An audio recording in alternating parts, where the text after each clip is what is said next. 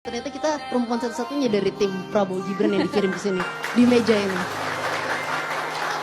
Nah, kalau saya balik sekarang, ketika kemarin Profesor Mahfud menyatakan food estate gagal, mengkritik pemerintahan Pak Jokowi, menyatakan hukum tumpul ke bawah, hukum tumpul ke bawah dan tajam ke atas, tajam ke bawah dan tumpul ke atas. Saya mau tanya, Prof Mahfud itu pembantu presiden loh.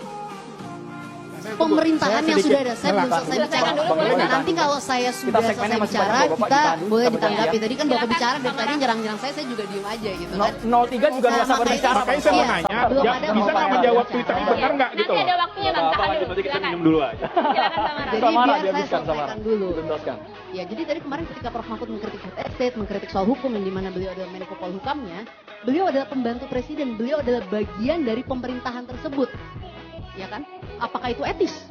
Seorang pembantu presiden mengkritik pemerintahan yang dimana dia adalah bagian dari pemerintahan tersebut. Sekarang saya mau tanya juga, Konteksnya kan cawapres, Mbak. saya mau tanya juga loh, kalau begitu kenapa masih menjadi menteri? Pemerintahan yang beliau, ketika beliau bicara hukum, beliau adalah Menko Polhukamnya loh. Hukum itu di bawah beliau. Sekarang saya mau tanya juga, Gus Muhaimin adalah ketua umum Partai Kebangkitan Bangsa PKB, adalah bagian dari pemerintahan saat ini. Apakah etis Gus Muhaimin mengkritik pemerintahan saat ini, masih menjadi bagian dari pemerintahan saat ini, tetapi masih menjadi bagian dan mengkritik menjadi cawapres? Saya mau tanya lagi, Pak Tom Lembong. Pak Tom Lembong ketika itu adalah menterinya Pak Jokowi. Sekarang menjelang Pak Jokowi mengatakan, bicara soal contekan segala macam. Apakah itu etis?